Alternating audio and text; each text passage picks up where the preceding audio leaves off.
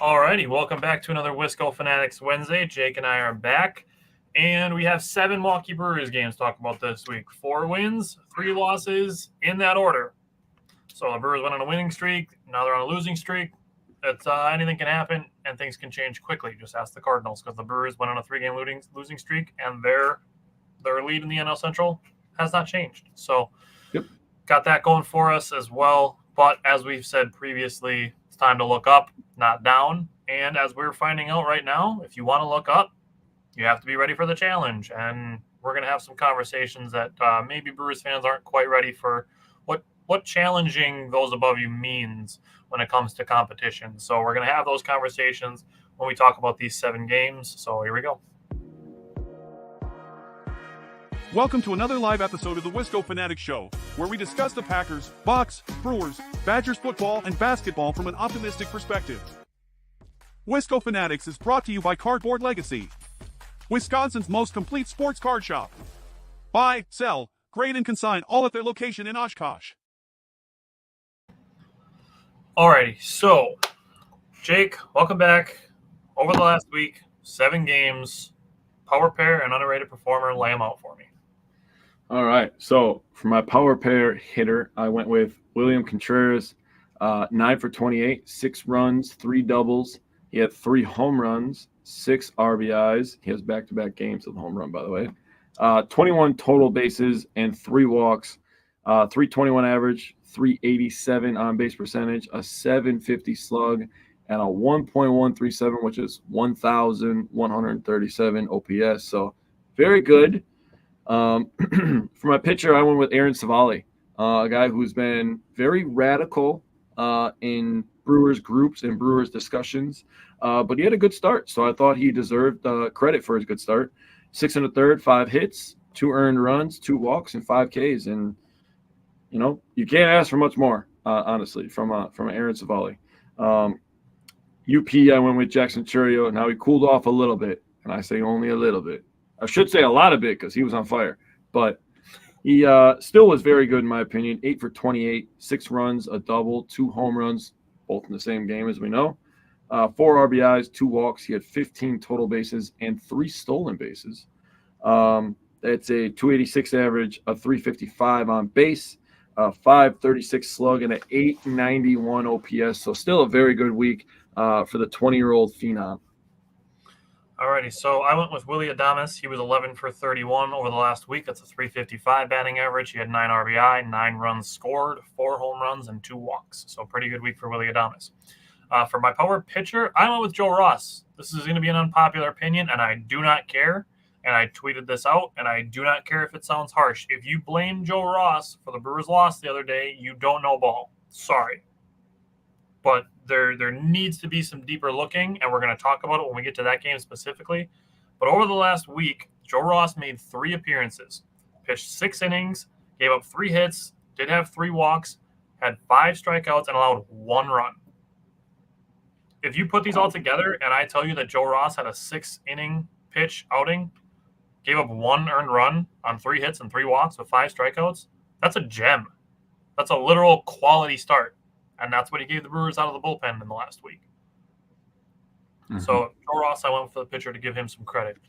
Underrated performer, I went with Gary Sanchez. He was much smaller sample size, but he was 5 for 13 for the week. That's a 385 batting average, and also drew 4 walks. So he was on base a ton this week. But we're going to go back to last week. We have to talk about last Wednesday because that game started after last week's show. So we have last Wednesday and last Thursday in Atlanta. So, Jake, what stood out to you from the Brewers and Braves game 2? Whew. Boy, oh boy, we got a lot to talk about in this Atlanta series, man. This is going to be a very good portion of the show today, in my opinion. So the Brewers ended up winning this game 8-5. The Brewers scored in the 3rd, 5th, 6th, and 8th inning in this game. So fantastic offensive output. Just wanted to put that out there because I was like, damn, man, this is even scoring right here. You get to the pitching. Freddie Peralta is going against the guy who's probably going to win the NL Cy Young this year, in my opinion. And he did pretty good. 5 innings pitched, 8 hits, 4 earned runs, 2 walks, and 6 Ks. Gave us a chance to win, man. At the end of the day, the Braves were on fire when they came to Milwaukee a week and a half before this. They were starting to become ice cold. We made them ice cold, in my opinion, at the end of this series. But they still have two major Brewer killers, Marcell Ozuna and Austin Riley. I am very happy to never see them for the rest of the season because, good God, do they just mash Brewers hitting. So you have to take that in consideration when you're talking about starting pitching, right? Now we got to get to the bullpen. I'm talking Mears, Payamps, Koenig, and Williams made an appearance in this game. 4 innings, 2 hits, 1 earned run. It was a home run given up by Devin Williams to Kelnick in the 9th inning. 1 walk, and they had 9 of the team's 15 strikeouts. Koenig and Williams both had 3 strikeouts each. And, man, I'm going to get into it right now, but Devin Williams, 9th inning, dude, oh, my God. I want people to marinate on that for a second. His second strikeout, he completely – I forgot who was at bat. I should have wrote that down. Completely froze the batter with a changeup that hit the strike zone right at the bottom of the square. Perfectly placed changeup where, the guy's up there and he's just like, damn it, man. Like, he just walks right back to the – like, he knew he was like, dude, that was perfect. I'm not doing anything with that. And then his strikeout that ended the game was down 3-0 to the guy. Ends up getting a call on the first strike. Ends up getting a swinging strike on strike 2. And then throws it even higher and more away for a swinging strike 3. And I was like, hell yeah, dude. Like, that was awesome. Going back to the offense here. We had a clutch 6th inning. Sanchez hit a single that tied the game. It scored Jackson Churio. And Perkins had a 2-run single that gave the Brewers the lead 6-4. They never looked back. We had 7 players with hits, 4 players with 3 hits. Perkins, Ortiz, Hoskins, and Jackson Churio. Ortiz, Hoskins, and Churio were on base 4 times each because they also had a walk to go with their 3 hits. So the Brewers, I mean, my goodness, they were on fire. 24 total base runners, 8 runs, 16 hits, no home runs in this one. And Brian Snedeker got tossed. He was the first Brave this year to get tossed. So, I mean, this was just all around a really good game. They showed clutch gene. The bullpen looked dominant. And a lot of players getting on base. 6 for 22 runners in scoring position. So that's a beautiful thing. Chef's kiss. Yeah, so the strikeouts that Williams had in the 9th were Merrifield, Soler, and Riley. Okay, Soler was the second one then. Yeah. Okay, so my takeaways. First, you already said it. Chris Sale is a monster. Mm-hmm. His stuff is underlined great. Mm-hmm. Outside of the 4th inning, the Brewers did make him throw a ton of pitches, which we've talked about the benefits of what that can do. You can get a starter out, get to a team's bullpen, wear out their bullpen, and then get to the pitchers that they don't want to use as much and take advantage of them. Looking at the Brewers' offense, Rhys Hoskins wasted no time extending his hitting streak to 12 right away in the 1st inning. Gary Sanchez playing well lately. I brought him up as well as my underrated performer. And then I wanted to give credit to Andrew Monasterio. Andrew Monasterio got on base 4 times in this game, 3 of them via walk. And I wanted to give credit to Pat Murphy for sticking with him. When Chris Sale came out of the game, they brought in a right-handed relief pitcher, and Murphy kept Andrew Monasterio in the game. So they were trying to give Terang, a full day off. Mm-hmm. And Monasterio got on base again. So I wanted to give credit to Monasterio for getting on base a ton. Then I wanted to talk about the Brewers bullpen. You mentioned the home run that he gave up, but over the week, his fastball just blowing by people. His 97 miles, 98 mile an hour fastball look amazing. Mm-hmm. And his slider, I wrote this in my notes, his slider wasn't biting in this game. It was eating. Dude, his slider was crazy against the Braves last Wednesday night. And then the last strikeout that he had was on a 98 mile an hour fastball to the aforementioned Jared Kelenic, who snapped his bat, and Nick Mears just walked off the mound smiling. So I enjoyed that. Then getting into the bullpen more, Yoel Payamps, his fastball slider combo looked really good, which we'll see in a clutch situation later on. And Jared Koenig, his sinker was zooming. So the Brewers bullpen just altogether looked really good. And even getting into Devin Williams, who did give a home run on an elevated fastball that didn't get high enough. That was Kelenic who got it. After that, Williams to the second batter, he used the fastball up and down in the zone. The third at-bat that he had, he was painting it on the edges. That's to Soler. He painted one right on the outside corner that Soler was just frozen by. And then the fourth batter, he threw 3 fastballs, one on the outer third, one on the inner third, and then one on the outer third again. Good morning, good afternoon, good night. 3 fastballs painted on the edges. Devin Williams was dealing after he gave up that home run. All right, let's go to last Thursday, Game 3. This game started at 11 in the morning, thanks to Eastern time. But what's up to you from last Thursday, the finale? Well, if you don't look at this box score and if you don't remember the game, if you don't look at the box score and the first thing that sticks out is the 16 runs next to the Brewers' name, you're lying to yourself. But then you just go one line over and you realize, holy crap, they got 20 hits the day after they had 16 hits. They were hitting the ball in Atlanta. They were the hottest thing in Atlanta last week, not the weather. Yep. But you get to Montes, who is on the mound tonight, so we need a big outing from him tonight. 4 innings, 2 hits, 3 earned runs, 4 walks, and 7 Ks. So we've had these discussions before, right? And it's if you get the walks down, you can go further into the game. So this was the game I believe he was having a problem with the pitch com, right?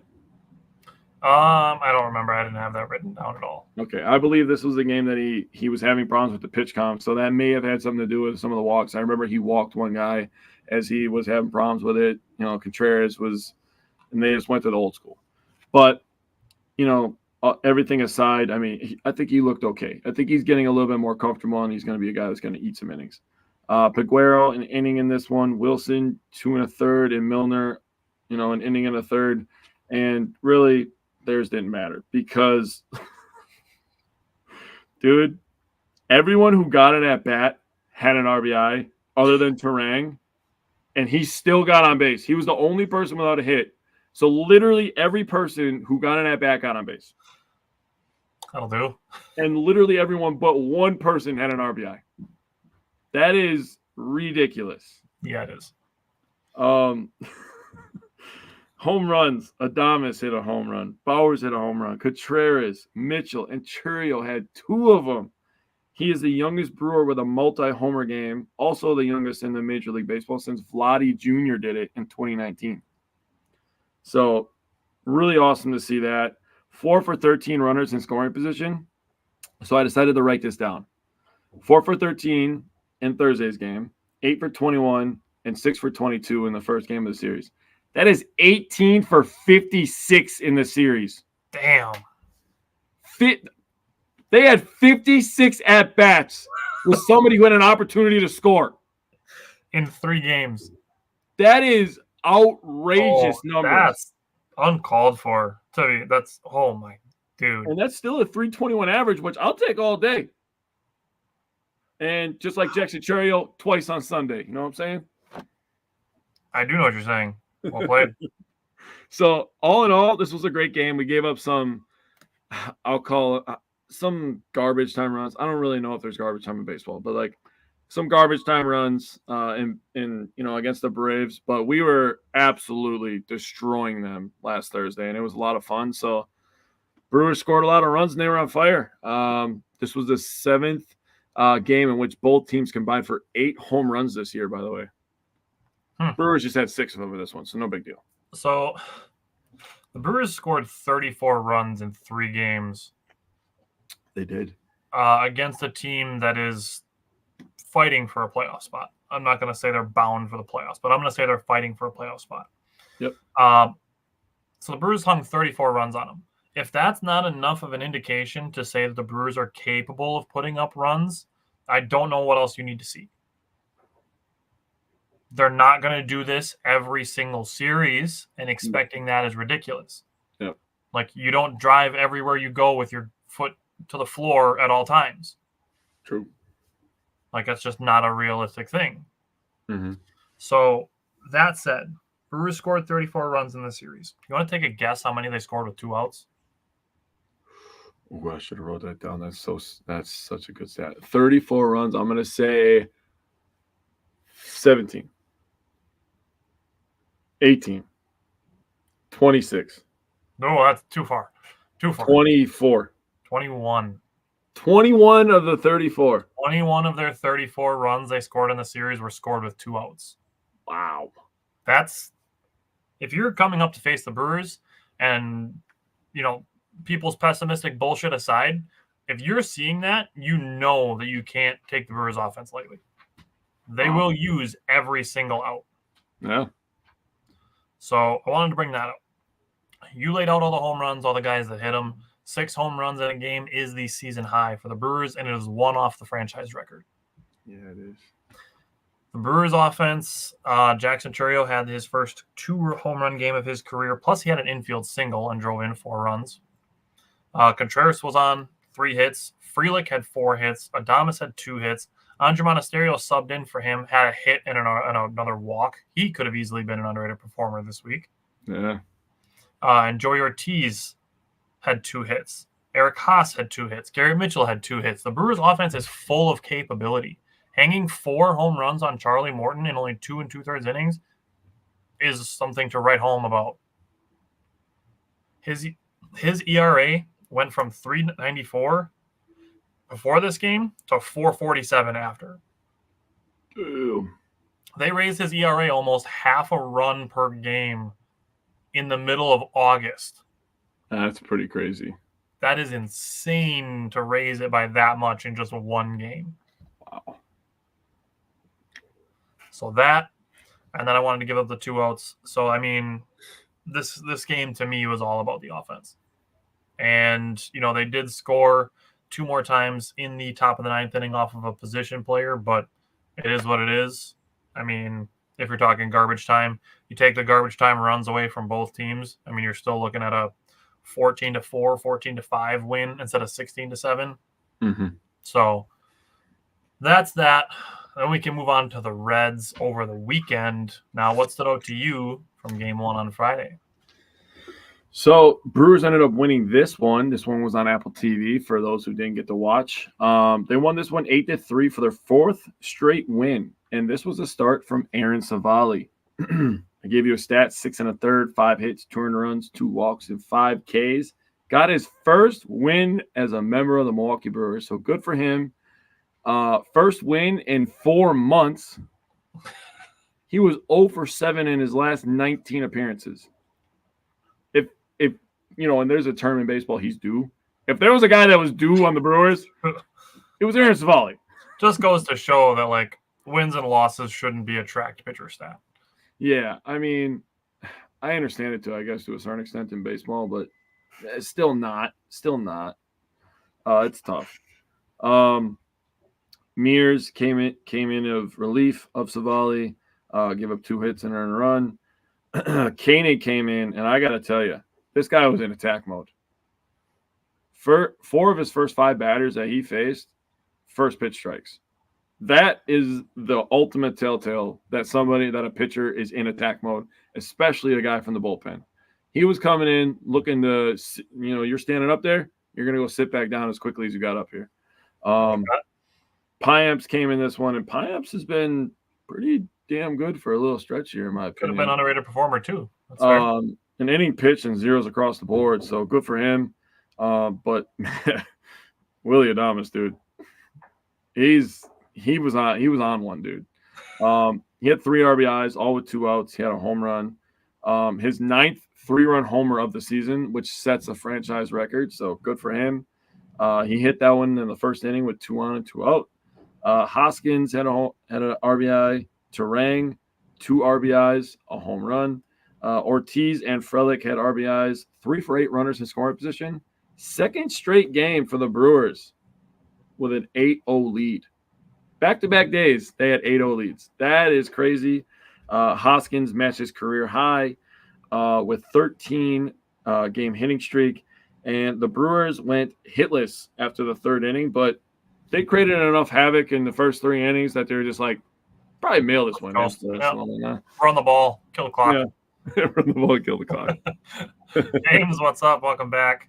I put this in my notes, and I think this was Aaron Savali's second best start as a Brewer. He kept his fastball around the edges of the zone, and his breaking stuff looked really good. Those were my notes on Aaron Savali. Now, this is where Nick Mears gave up that home run, but again, I said this before, his fastball, blowing it by hitters. Yeah, run the clock, milk the clock. Run the clock, milk the clock. Hey, you brought up a rhyming thing. I'm going to bring up a rhyming thing. I put this in my breakdown that I did of this game, that Willie Adames, he hits his home run, and Dontrell Willis, former pitcher, he's color commentating the game. And he goes, elevate and celebrate. I'm like, love that. Stealing that. I'm going to use that any chance I get, and gives me a reason to keep bringing up Dontrell Willis. But he was I love that he said that. He was cool. I enjoyed him in the booth. Also, credit to Jake Bauers. That dude, I don't think we're giving him enough credit for how solid of a base runner he's been. Yeah. I remember there was a time earlier in the season where Pat Murphy put him in as a pinch runner instead of like Bryce Durang for something. And people were questioning it. And it's kind of like, okay, this is one of those scenarios where the people who are in the dugout know more than we do. And Jake Bauers has done a really good job base running lately. Yeah. He had another really good slide into home, score from first to beat the throw by Ellie De La Cruz. He's not beaten Noodle Arm McGee's throw from center field. He beat Ellie De La Cruz. James, congrats on your new jerseys. I'm not going to say whose they are or why they are, but happy for you. Hey, you know what? You want to know what's really funny about Tatum is the number that he wears is the minutes he was playing in the Olympics. So I thought that was funny. I don't know about you, James, but yeah. You could just buy a warm up and you'd be in the same uniform that Jason Tatum was in for the Olympics. So I mean that was fun too. I'm sorry I had to, dude. I was having too much fun, dude. I allow it. In the bottom of the third inning, Rhys Hoskins extended his hitting streak to 13 and stole a base. Who says Rhys Hoskins has no speed? I still would say that. But okay. Last two things. One, top of the ninth, we got a Joey Ortiz web gem. And not to mention Bryce Durang played really good defense. Hal Frelick played really good defense. And they had an out at the plate from a Garrett Mitchell to Willie Adames to William Contreras relay. Now the top of the ninth, I think it was the second out, if I'm not mistaken, but Joey Ortiz makes a diving play across the third base foul line, pops up, and basically has to whip a throw across.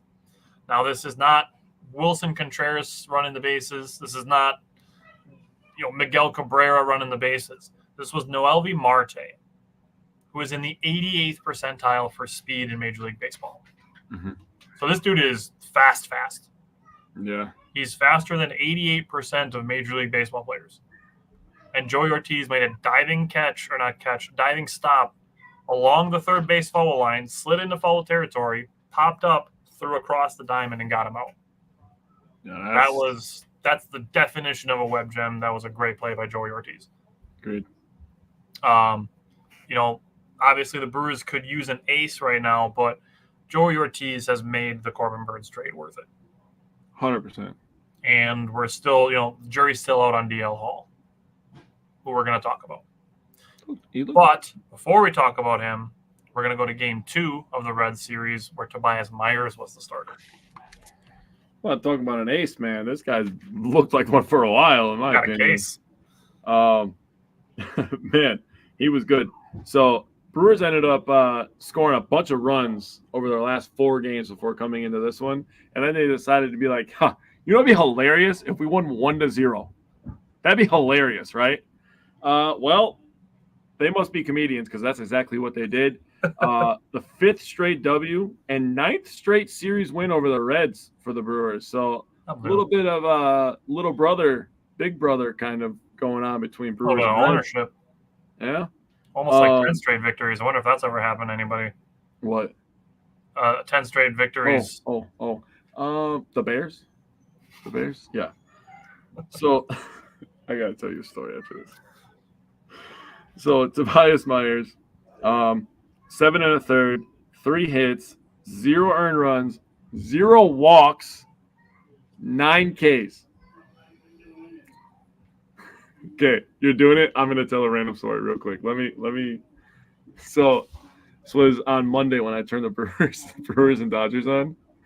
I was talking to my son Aiden, and out of nowhere, my daughter was with my girlfriend. She comes walking by and she goes, "Oh, the Brewers!" That's awesome. I was like, "Dude, I'm gonna make you so cool." Okay. So, anyways, back on topic.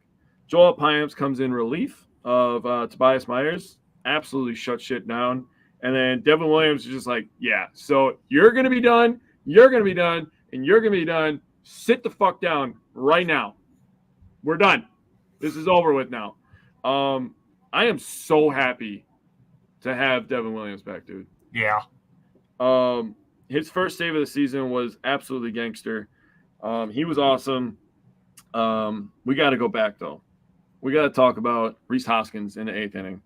He got his 59th RBI of the year, his 20th homer, and the at-bat was short, but it was awesome. The first pitch, he took an 87-mile-an-hour slider, kind of middle away for a strike. And then there was a 97-mile-an-hour fastball, and he did not miss that. He decided to hit it 405 feet for a new career high 14-game hitting streak, and to give the Brewers a 1-0 lead. That is all they needed. That's all Devin Williams. He said, "Just give me one." And I found this quote from Pat Murphy on Hoskins, and I thought it was good. He said, "The kid just comes up big. He takes his game very seriously." I love that, dude. And you're talking about a young roster, and any way you want to put it, the Brewers constructed a very good roster, in my opinion, the way they put this roster together. A lot of our key players are younger. Bringing a guy like Rhys in here, who's been around young guys, young talented guys, been to World Series, been around winning, to come to another locker room that has created a culture of winning. Talk about a perfect fit, honestly. It's a very underrated move. When you go back and look at it during the offseason, nobody was talking about it. I think more people probably should have been. I think when you look at the performance of these young players, having a positive influence of a veteran like Rhys Hoskins does make, it makes a difference.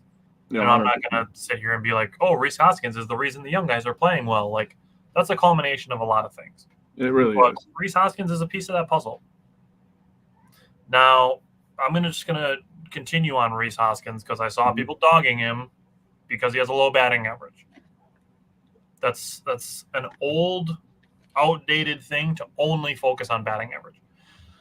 There are a wealth of statistics, more in baseball than in any other sport, that you can use to try to tell a full story instead of being like, "Oh, here's batting average. Look, this guy sucks because this one stat isn't what I want." There's 30 other stats that you can use to determine what other things that a player can do for you. Now, I have a stat for you for Rhys Hoskins that tells you he is more than his batting average and contributes in ways that are needed for this team.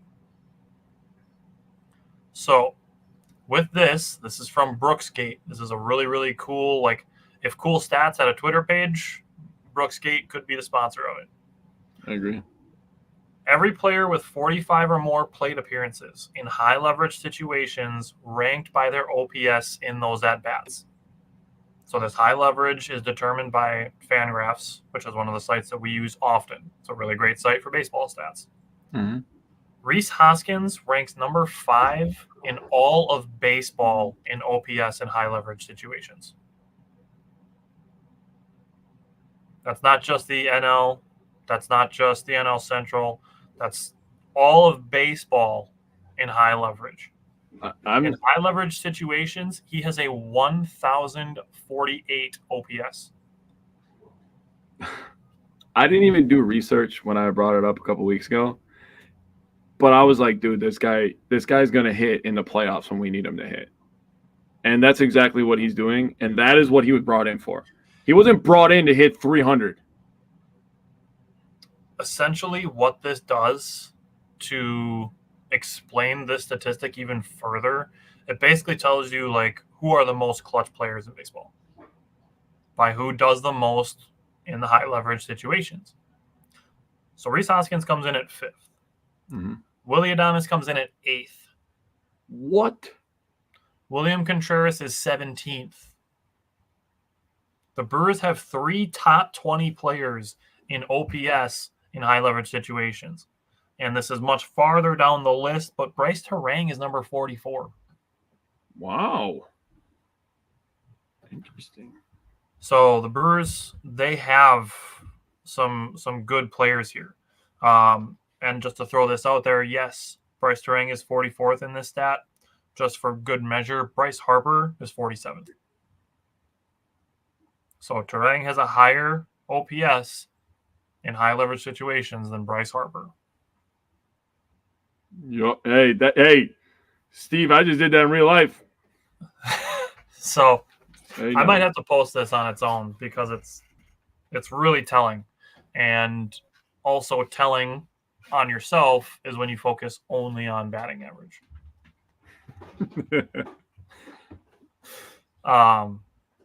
So I wanted to get that out there because Rhys Hoskins, like I said, he does more for this team than just bat for a high average. That's not, like Jake just said, that's not what they brought him here for. No. They brought him here to play first base because we needed first baseman. They brought him here to be a positive locker room influence, and they brought him here to hit dingers. Check. And he's missed 3 weeks of the season, and he's still with the team leaders in home runs. Very good shot that he leads the team in homers. It's going to be him and Willy Adames, but yeah, it's going to be a tight race though between those two. So, I mean, if you want to talk about Rhys Hoskins, he's doing what they asked him. Now, you mentioned Payamps. I brought his appearances up. He's up to 5 straight scoreless appearances. He gave up 1 run in the middle of that, and he had 5 straight scoreless appearances before that. So he's scoreless in 10 of his last 11, and he's given up 1 run in his last 11 appearances. So, yeah, Yoel Payamps could have been an underrated performer as well. He's been balling lately. And then you gave up the Devin Williams stuff already. I wanted to lastly end on Tobias Myers. His fastball stayed on the edges. His cutter was a couple miles an hour slower with a little bit of movement, which prevented anyone from squaring up either pitch. So the way that he worked his fastball and cutter, he was doing a really good job, and nobody could really get hard contact on either one. And his changeup, not a pitch that he's particularly known for, but his changeup looked really good as well on Saturday.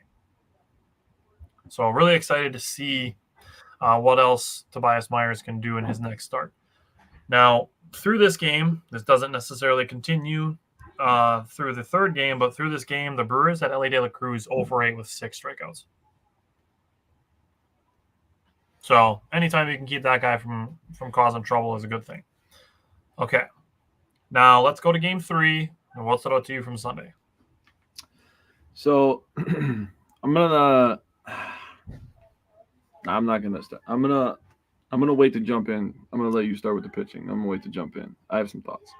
But the Brewers jumped out to a 2-0 lead in this one, thanks to Ortiz' 8th homer of the year. He also got the 39 RBIs on that. Adames ended up scoring a run on that. They were up 2-0. Lots of traffic allowed in the 4th inning. That gave the Reds the opportunity to tie the game at 2. Stevenson hit a homer in the 5th, and it looks like the Brewers might lose a game. And you're like, all right, let's show the clutch gene here, boys. And they did. They showed the clutch gene. Adames scored on a single from Gary Sanchez that tied the game at 3. Sanchez, where am I? Oh, Contreras hit a double that moved Sanchez over after Sanchez walked and moved him to third. It was a 7-pitch at bat from Contreras when he hit that double. So he's had some really good at bats lately too. I should have probably brought that up because he had a really good at bat last night. An 11-pitch at bat where he hit a home run. But he went from 3-0 to 3-2, hit a foul ball, and then laced a 93-mile-an-hour fastball. So great job by Contreras. Wanted to give him credit before I gave Adames credit for tying the game, but the Brewers ended up losing this game. But you know what? Nick Mears is another positive that you could take from this one. He had an inning and a third, 0 earned runs, 0 walks, and a K. So, I mean, Ortiz showing power, Adames hitting RBI, staying hot, Contreras hitting doubles that, clutch doubles that adds into that OPS. Yeah, clutch OPS. And there's positives to take away from everything. And I thought that DL Hall was pretty good, by the way. I strongly agree. I thought, they let him go a little bit. He was over 90 pitches, 4 1/3, 5 hits, 3 earned runs, 3 walks, and 9 Ks. I mean, 9 Ks. I did not expect him to come out and have 9 Ks. Nope. I was like, what? But I'm going to leave the Joe Ross stuff because I don't want to be mean. I'm having a good episode so far. I'll be mean. I'm not that way. We have another conversation. Okay, so DL Hall comes back, starts with a looking strikeout. Love that. His curveball looked really good. His changeup looked really good. His fastball was around 95, and his slider was biting. He had a career high 8 strikeouts through 3 2/3 innings. He gave up 2 earned runs in the 4th, which might not have been scored if Willy Adames gets a quicker throw off or if Rhys Hoskins can make a pick. I'm not blaming those two because those are things that just happen over the course of a season in baseball. But looking at it being like, oh, here we go. DL Hall gave up 2 earned runs. Like, you could have just as easily not given up any. True. So he did have just the 4 2/3 innings. He just couldn't get that last out in the 5th inning. I was really hoping he was going to be able to. Gave up 3 earned runs total. Had 4 walks. Should have been 3. There was an at-bat in the 2nd inning where a walk should have been a looking strikeout, but then he followed that up with 2 more strikeouts by retiring the next 3 batters. So it ended up not mattering. But just throwing that out there, could have been a 10 strikeout game for him. True. Could have been insane, but 9, I'll take that. Or 8. Sorry, 8. I think he had 8. 8 strikeouts? Did he have 8 or did he have 9? He had 9. I think I wrote 8 again because I had 8 written because that's what he had through 3 2/3. Yeah, he had 9 total. Yeah, that sounds better. And 92 strikeouts. Or 92 strikeouts. That would be insane. 92 strikeouts would be a lot. 92 pitches. Yep. So also, offensively, this was back-to-back days where Gary Sanchez had the Brewers' first hit of the game. True. And I will give credit where it's due. Noelvi Marte, Joey Ortiz robbed him of a hit in the 9th inning in Game 1. He probably saved the Reds 3 runs in this game. If there was a game ball for the Reds to get, Noelvi Marte probably would get one. He played really good defense at third base.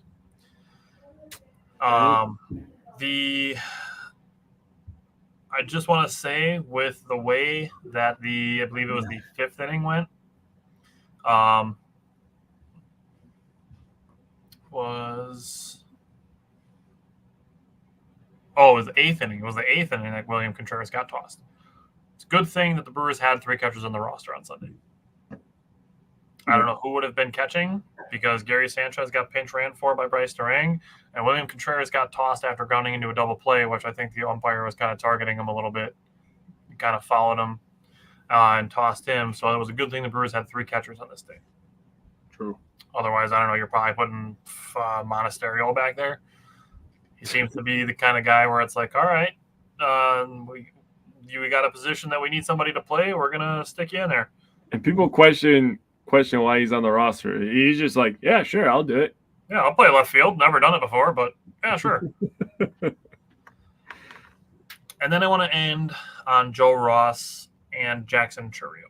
So Joe Ross first, because this is still more game-related than personal-related.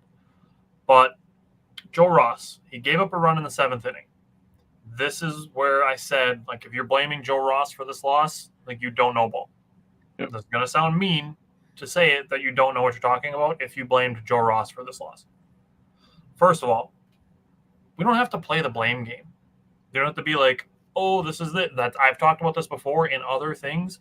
It's the scapegoat mentality of where if this one thing was different, we would have won. There's tons of factors that happen in these games.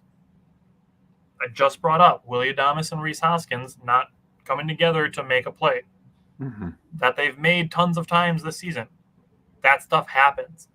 We don't have to be like, nope, you guys cost us a game today.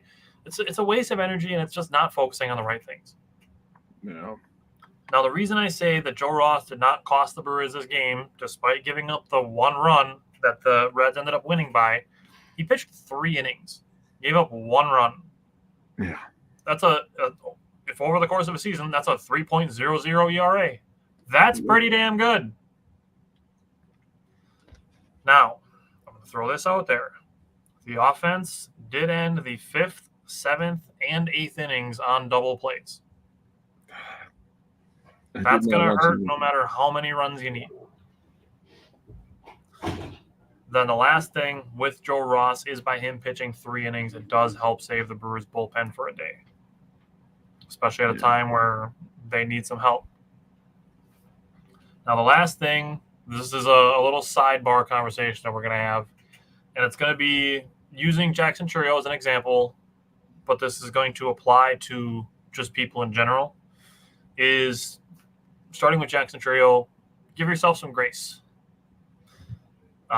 He had kind of a rough day, but we know that Jackson Chourio can do great things because we've been talking about him being in the Rookie of the Year conversation for the last 2 months.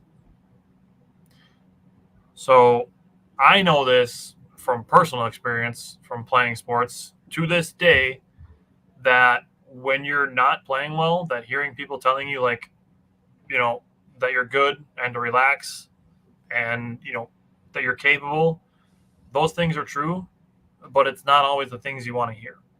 Chourio has just been banging along for the last 2 months. It's okay to have a bad day. And this is where it becomes applicable to all of us, is that we need this mentality for life. Having bad days doesn't make you bad or useless or worthless. Your past performance and preparation are signs that you are capable in the future, even if today is not going ideally. So this is something that I have to keep in mind myself. It applies to me, and I just wanted to use that as an example with Jackson Chourio, that is something that I would say to Jackson Chourio. Obviously, he's 20. Yeah. I'm 31 now, still going through the same thing. That's something that is constantly going to be a work in progress, is to give yourself some grace on your bad days when you're not, you know, performing as well as you'd like to, whether it's sports, life, etc. So I don't know if you have any thoughts on the subject. I guess my only thoughts, and on a 20-year-old who is a professional athlete who, like you said, has just been humming along, and really he had to force himself into the Rookie of the Year conversation. I mean, there's literally Padres fans that think that they have the better Jackson. I mean, it's debatable, but there's no denying that both Jacksons are really, really good. They are both good. Younger. But if we look at the ceiling comparison, it's not the same. And plus, you know, I think, you know, at 20 years old, dude, the completely different human being that I am from 20 years old to 31 years old, almost 32, grandpa over here, it's insane, dude. The amount of time that I spent beating myself up at 20 years old when I could have been building myself a better future at that time. Took me a long time to learn that. And I'm really thankful that Chourio has good people around him in this locker room that are going to help him become the best version of himself. But, yeah, man, give yourself a break every once in a while. I have to tell myself that, man. If I make a mistake at work, I'm like, dude, look at all these days in a row that you didn't make a mistake, all this money you made these people. Like, you're fine, dude. 2 years from now, what are you going to remember? Are you going to remember, like, the 2 months where you're doing really well, or the one day where you had a couple strikeouts and then were slamming your bat down in frustration and got an interference double play? Yeah. You're not gonna remember those days unless you're really living in a pessimistic mindset and purposely remembering those days. Yeah, for real. I just want to say this on the subject of Jackson Chourio. How do you think, you know, based on the players that the Brewers have put around them as far as people go, to quote Pat Murphy, it's about people. If you have the right people, how do you think a guy like Trevor Bauer would react in that situation? Do you think he'd be a good guy to have in your dugout in a situation like that? The answer is no.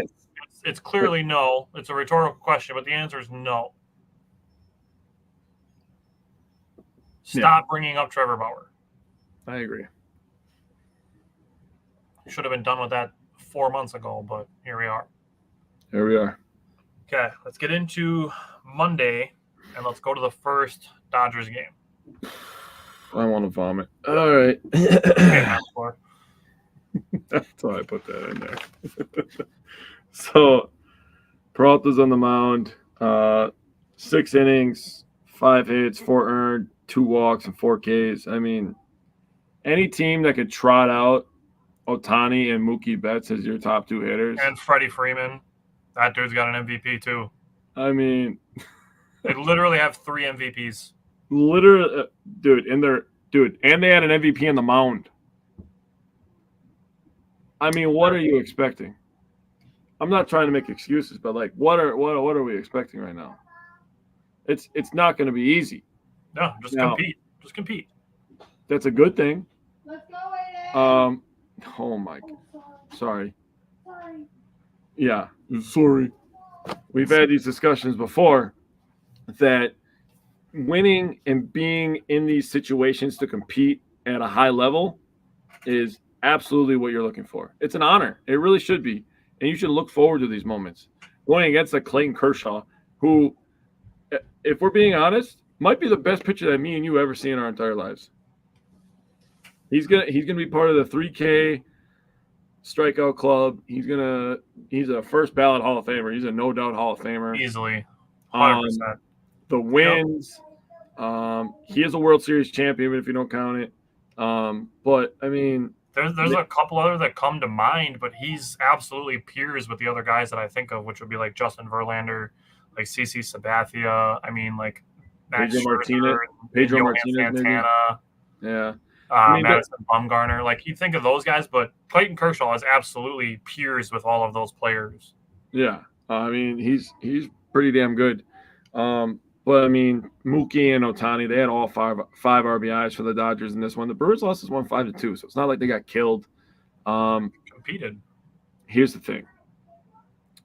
Dodgers had 5 at-bats with runners in scoring position. They got 2 hits. The Brewers had 6. They got no hits. They got their 2 runs off a William Contreras home run with 2 outs in the 6th inning. His 14th home run of the year, 68th RBI of the year. He also had his 32nd double of the season in this one. So Contreras played very well in this one. The offense left something to be desired, but it is what it is. Also, quick thought since I wrote it down. Hudson's earned run should probably just be credited to the first base umpire because I definitely think that Mookie Betts went. I think it was close, but I think that he went. Yeah, that's fair to bring up. Looking at Bryce Hudson, he's been scored on 8 times the entire season.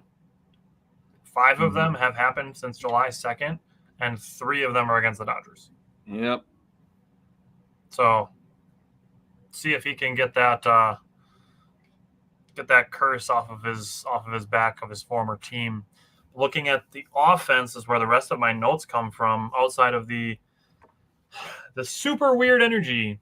And I get that there are some people who are Dodgers and Packers fans. Mm-hmm.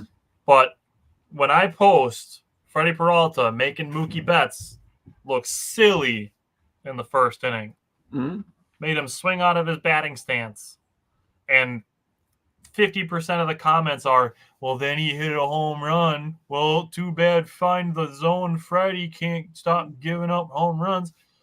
This is Mookie Betts. We just said former MVP. He's a former MVP for a reason. Because he hits dingers. Because he's a good baseball player. He's like really good. Like, he's like a crazy good athlete, dude. He is. He can play literally every single position. Yeah. He could probably play other sports professionally. Dude, I know this is like random, but like he bowls and he's like really good at bowling. He's a legit just athlete on top of being an insanely good baseball player. Right. So the fact that he hit a home run on his next at bat should go to enhance the fact that Freddie Peralta was able to make him look silly. If you can do that to a former MVP, you have something. It doesn't mean that Freddie Peralta sucks because he gave up a home run to a former MVP. And then to comment on our stuff and be like, oh, that didn't age well. No, it still happened. Just because he hit a home run off of him doesn't mean that Freddie Peralta didn't make him swing out of his shoes. Both can be true. Both can be true. And I said to the person who was like, post the video of the home run, we're going to give him his credit. That's what we're here to do.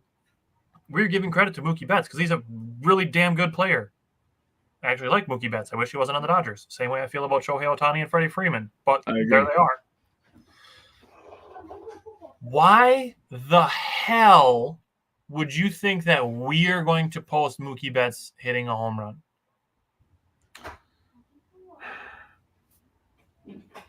I don't have an answer for that. Well, I do, but like I said, I'm having a good episode. So what I said to the person was, we are not LA fanatics. Like, we're going to give Mookie his credit where it's due, but why the hell would I post a Dodgers highlight just because Mookie got him back? Freddie got him. Mookie got him back. They were battling. Yeah. That's what sports is. That's this is why I love sports. There's merit in sports. Thank you. Because this is good. Sorry. Finish your thought, and then I'm going to say something that ties into what you said before. People win and people lose. And you know what? In the scenario where we posted, Mookie Betts lost. That happens in baseball. Even though really, really good players lose. Which, by the way, Freddie Peralta is good. He's struggling this year, not having the greatest year, but he is a good pitcher. Just because you sit on your couch eating your Cheeto Puffs, drinking your 14th Budweiser, and you think that he doesn't, I'm sorry, you don't know ball. He got by Mookie Betts. It happens, dude. Yep. There's merit in sports. Deal with it. You said something when we were starting to talk about this series, and it encapsulates my thoughts on the entire 4 games of this series when they're all said and done after today and tomorrow.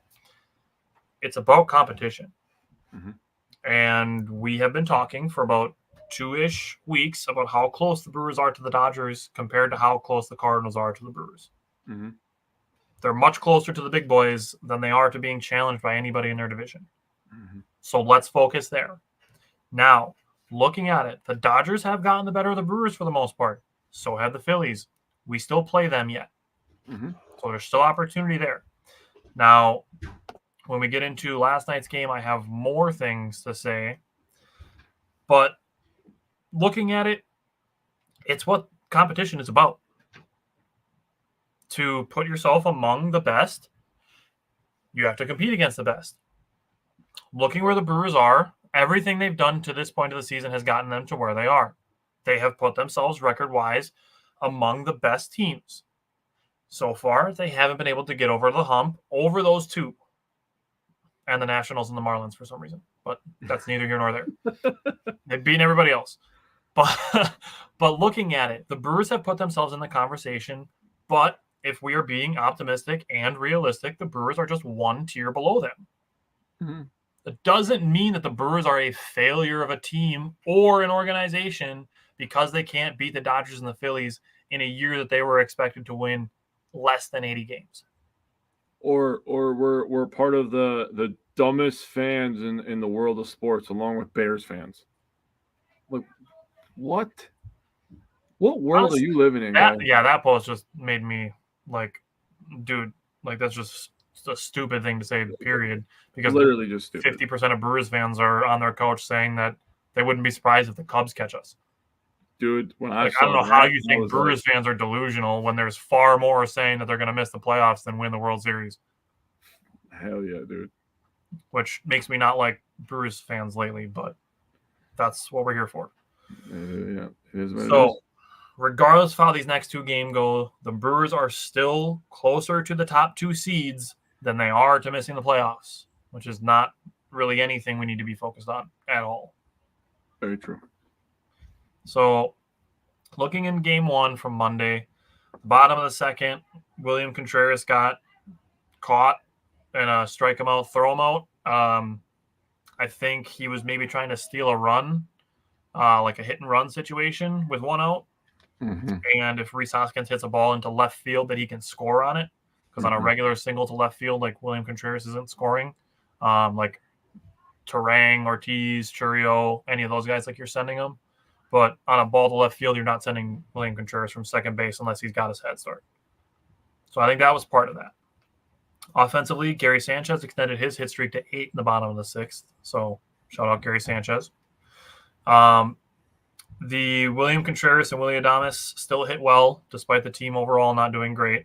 They both had 2 hits and a walk for Contreras. They did a good job working counts, only 1 strikeout between the 2 of them. Everybody else on the team combined for 11 strikeouts. So 12 strikeouts is a big number. Just have to put more balls in play. 5 players on the Brewers had 2 strikeouts in this game. Just have to get back to stacking traffic. The second inning was building, but they had the double play. Similar to Sunday. And then 5th inning had 2 on with 1 out. The 6th inning was better. That was where they got the 2-run homer by Willie Adames, or William Contreras, sorry. And they had 3 hits with 2 outs in that 6th inning. And that's where they scored their 2 runs. So just need to get back to stacking traffic is really what I come down to. And this is going to take into exactly my thoughts on last night. I don't have a ton of takeaways from last night, but the stacking traffic is absolutely my big thing. So 12 strikeouts in game 1, 8 strikeouts last night. Just need to get back to hitting the ball hard after that. Yep. When we talk about, over the course of a season, would you rather have a bunch of guys that hit a bunch of soft flare singles, or would you rather have guys who hit the ball hard? And this is why we bring up hitting the ball hard, because it correlates more strongly to a higher batting average than flare hits, which I would call lucky hits, or just soft contact hits. Mm-hmm. So get back to hitting the ball hard. It's good to see Nick Mears pitch well. Good to see Elvis Rivero pitch well. Joe Ross had another scoreless inning. I mean, other than that, I don't have a ton of takeaways from last night. It's kind of one of those games where you just crumple it up and throw it over your shoulder. So I bring up runners in scoring position a lot. You bring it up in a smarter way. The Dodgers were 1 for 8 runners in scoring position. The Brewers 1 for 7. So we're pretty much even in that aspect. Both had 1 hit in both 7, 8 at-bats. The thing that I took away from last night was the biggest difference between the Dodgers and the Brewers. Now, having the ability to, elongate a $700 million contract for the next 35 years will help with this. But the biggest difference between thing is so dumb because his contract is literally Mark Adenasio's net worth. Yeah, we're not going to talk about that. That's so stupid. The biggest difference between the Dodgers, the Phillies, and the Brewers is the power. That's really the biggest difference between these teams. The Dodgers and Phillies have guys all up and down the lineup that can hit a home run at any time. And the Brewers, they have their guys. I mean, Adames, Hoskins, Gary Sanchez has power. I believe that Contreras has good power. Yelich, when he's right, has power. But, I mean, Churio could turn into one of those guys. He has been for a little while now. But, I mean, other than that, you're talking about Bryce Terang, not a home run hitter, right? Tyler Black was DH last night, not known for his power. Garrett Mitchell, who has been ice cold for the last week, he's not hitting with power right now. Jake Bauer's pinch hit for him. He was known for power coming in, but we haven't had the power surge. Talking Sal Frelick, Joey Ortiz isn't really known as a power guy. He has a little bit of pop. He's a guy that can hit probably 15 home runs a year, maybe between 17, 18, up in that range, but he's not known as a power guy. But, that's the biggest difference. Contreras showed the power yesterday. He hit a home run 400 feet. And I remember texting you being like, he doesn't hit cheap ones. And you replied, he doesn't hit anything cheap. And I was like, that's very true. But his 15th homer of the year, he hit that thing 400 feet in the air as long as 400 feet deep. I mean, that was insane. Also his 69th RBI of the year, so nice. But, other than that, power is really the biggest difference to me. The Brewers, if they can go on a little power surge, if they end up facing the Dodgers in the playoffs, I think, all things considered, I think the Brewers have a great chance. I think the Brewers like playing on the road better lately, though, just to be completely honest about it.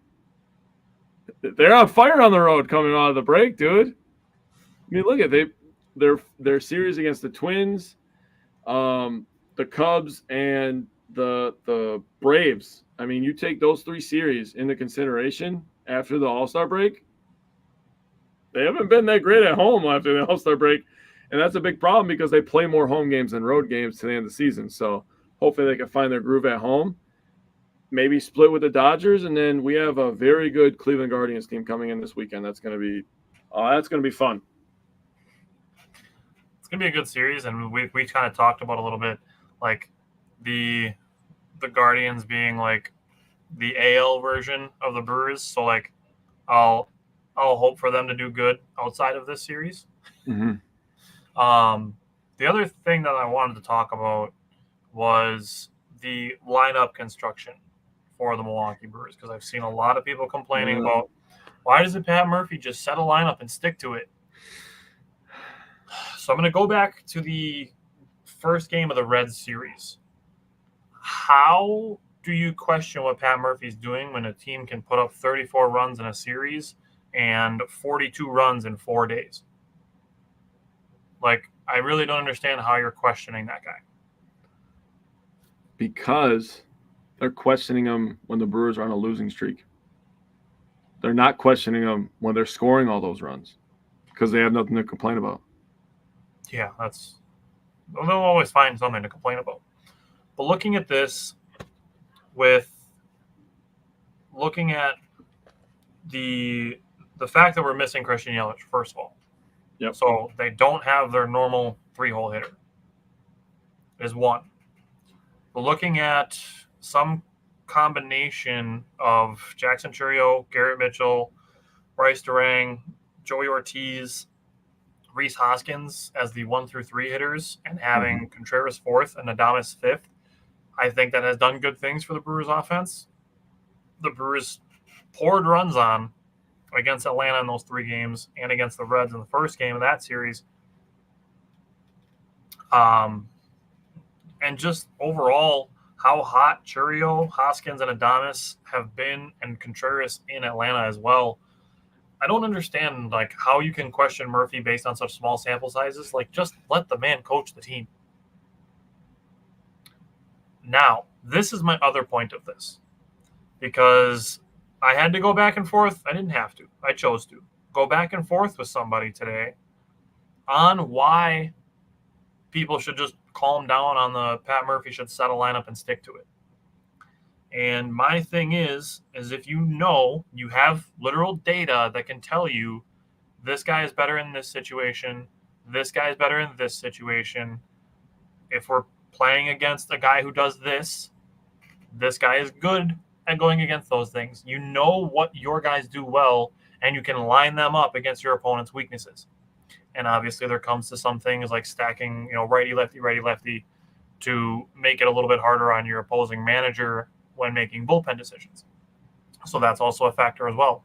But if you have numbers that can tell you where guys will be put in better positions to succeed, why would you not want to use that? Because also, why would you not want to adjust to what your opponent is going to be putting against you? I bring this up for like righty lefty things. If you know you have guys who hit righties better, but Joey Ortiz is our number 1 leadoff hitter every day, no matter what, even though Bryce Durang is better against righties, but we're going to leave Joey Ortiz in there just because he's our normal leadoff guy. Like, why would you want to do the same thing all the time when your opponent is going to have different things going on? Do you want me to answer honestly, or do you want me to answer like a dumbass? Answer honestly, because I still have more. So I love the idea of switching things up. First of all, the whole thing in sports, one thing that you're always going to hear if you're in sports is matchup. Everything is matchup based. You go to football, what do you think they do? You think they just leave Christian Watson out on the right side? No. They move his big ass around because he's big and fast, and it's hard to plan for that. You think they just leave Jaden Reed in the slot? No. They don't leave Wicks in the slot. They don't leave Dobbs over there. They don't just hand the ball off to Jacobs up the middle every play. They switch it up. It's matchup based. Yep. Basketball, they don't just hand Giannis the ball and say, yeah, this guy's guarding you, so, just figure it out, I guess. No, they run plays to get him a better matchup because of how Giannis likes to score. That's literally one of the first things that Doc Rivers said to him. Where do you want the ball? Yeah. So why the fuck would you not do that in baseball, Tyler? That's a really great thing to bring up, the Giannis thing especially. If you can get a smaller guy to guard Giannis or a slower guy to guard Giannis, would you not want to try to put yourself in that situation? If you're facing a left-handed pitcher, would you not want to put in more right-handed hitters who are statistically can hit better? If you look over the bigger the sample size, the bigger the picture becomes clear. No, Tyler, because how are you going to get good at hitting against lefty if you don't get at bats? But I also need something to bitch about today. So if he's in the lineup and he goes 0 for 3 with 3 strikeouts, I have something to complain about. Yeah, no. that makes you smarter than Pat Murphy because you played, JV baseball in high school and you felt better when you knew you were hitting leadoff every day, except when you didn't do as well when you were hitting second in the lineup. And I'm glad somebody else said this, that they are.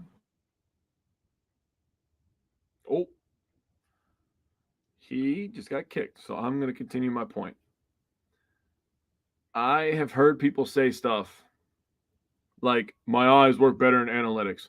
Why are we all dogging analytics? We have all this great technology, right? Why would we not use it? Technology is supposed to be helpful for us. There's sayings out there, sayings about like smartphone dumb people, right? Well, these coaches, they have access to all this stuff. They have access to more stuff than we have, honestly. They give us great resources like Baseball Savant, which Tyler has brought me on, and Fangraphs, which Tyler has also brought me on. But the thing is, if we have the technology, why would we not use it? Continue, sir. The last thing that I was going to say, somebody else in the comments said this, and I appreciated them for saying it, that it affects people with small minds not being in the same spot every single day. He said it affects people with small minds, doesn't affect a properly trained athlete. I like that. These are all professional athletes. You think if Pat Murphy pulls Turang and Ortiz aside and said, hey, versus lefties, we're going to have Joey lead off and Turang bat ninth. And then against righties, we're going to have Turang lead off and Ortiz bat ninth. Here's why. This is a list of statistics that show that Joey, you're better against lefties than Turang is. And Turang, you're better against righties than Ortiz is. And they're not going to look at that and be like, okay, thanks, coach. Makes sense. But, the Brewers go on a 3-game losing streak, and then it's time to question every single thing that the franchise has ever done. Dude, the entitlement in this country, not just in sports fans, is just at an all-time high, honestly. It gets worse because there's still one other thing that I want to discuss. And it's with people talking about the playoffs getting closer, the settling for mediocrity. Bro, I'm so sick of this conversation, honestly. I'm literally going to say the same thing, except I was going to tell people to put earmuffs on first. Okay, go ahead. I am fucking tired of people saying that dumb shit. Saying that people wanting to get to the playoffs and then see what happens, or telling people that they are okay with just making the playoffs is bullshit. Because you're moving goalposts just so that you can still continue to complain. And I get it. It's a defense mechanism that some people have to try to set themselves up to not be disappointed. And that's such a terrible way to go through life. We've had this conversation before. The regular season, 1,000 times longer than the playoffs. It is. If you make it all the way to the World Series, then it's only like 100 times longer. Yeah. So this settling for mediocrity because people are excited to make a playoffs in a year like 2024, where the team was expected to win 79.5 games and they are 13 away in the middle of August, you're moving the goalpost now by saying it's World Series or bust. Mm-hmm. And by only having the World Series or bust mentality, 29 out of 30 teams are not winning it every single year. They're not just handing out World Series trophies like it's a participation medal. So we need to have incremental goals. First one is going to be to exceed expectations from the beginning of the season. Mm-hmm. The Brewers are 1,000,000,000% absolutely doing that. No. Just said their win-loss set at the beginning of the year was set at 79.5. They're going to beat that by 10 or 15. Yep. Probably somewhere in the middle there. The next thing is obviously winning the division and making the playoffs. That's the next goal. That's the current goal. They're pretty set in the NL Central. So my next goal for the Brewers, looking at the rest of August and September, is going to be to compete with the Dodgers and Phillies to try to get one of those top 2 spots to get a bye in the first round of the playoffs. Mm-hmm. After that, it's going to be to win a playoff series. Mm-hmm. All of these things are already gravy because they've already exceeded the original expectations. Mm-hmm. You don't step up the floor just because they've already exceeded it. Like, I wouldn't expect somebody to do that to themselves. I wouldn't be like, hey, you've done all these things, which have exceeded everybody's expectations. Now that is no longer a good thing. Now you have to do more or you're a failure. It would feel really shitty to be treated that way. Yeah. I wouldn't want it done to me. I wouldn't want it done to my children. Wouldn't want it done to my friends. I wouldn't want it done to anybody in our fan bases. I wouldn't want it done to anybody in Wisconsin. I wouldn't want it done to professional athletes because they are people too. And the reason I bring this up is because it's something that can relate to life, and the settling for mediocrity bullshit needs to go. Because honestly, I believe those are the people who are trying to settle for mediocrity because they're trying to convince themselves that these things cannot happen. How many times have we talked about it? Get in, get hot, and go for it. That's it. Yeah. But no, it's always Atanasio's cheap. Oh, this Brewers team, they're gonna fold and they're gonna miss the playoffs. They're due for one of their signature losing streaks. The owner is cheap. They never try to go for it at the trade deadline. Like, you need to rein it in. Incremental goals, small bits at a time, one at a time, not expected to finish 4th in the division, and now it's season's a failure if they don't win a World Series. That is ridiculous to me. I had a person say that it wouldn't surprise them if the Cubs caught the Brewers, and then say if they don't make the World Series, it's a failure. 2 comments away from each other.